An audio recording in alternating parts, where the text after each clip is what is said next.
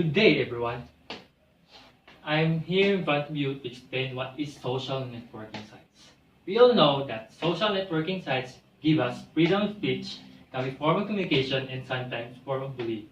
When it comes to social networking on the internet, websites such as Facebook and Twitter are commonly used. They function like an online community of internet users. Depending on the website, users share pictures, videos, and post any subject of their choices. Social networking sites have also made it easier for us to express ourselves. There are numerous ways we can express ourselves, not only but to our friends but to outside world. For example, normal people can now have capacity to make their opinion known on massive scale. Before, you could have an opinion but you could only tell a few people close to you, and now the story is different. Within a few minutes, thousands could know your opinion. However, with a great power comes a great responsibility. It does seem that the collectivity of internet users is not only aware of this responsibility. The dark side of internet leaves no one untouched and causes critics to blame the provider of social networking sites rather than the users themselves. Seeing as social networking sites remain companies seeking for profit, they take up their responsibility and adjust their policies. They protect users against their own human nature and tighten up the rules by forbidding certain writings or actions. Next is social media is one of the most common ways of communication and pretty much of knowing anything and everything around the world these days, and it is growing very rapidly. In the past, people used communicate via written letters. These letters would travel far and near to arrive to their final destination. Today, social networking sites can change and affect each person different ways.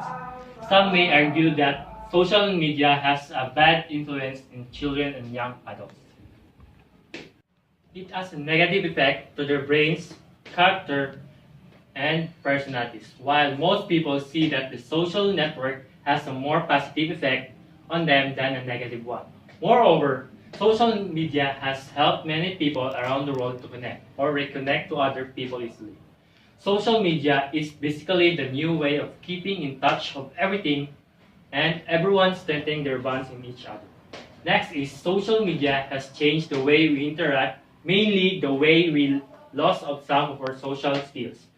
Some people are completely incapable on interacting in person because on dependency of social media. Unlike in the real world, where social media etiquette and manners are sometimes seen restricted and limited, people feel like they have a greater sense of freedom expression when using online networks. Social networking sites can be a form of bullying.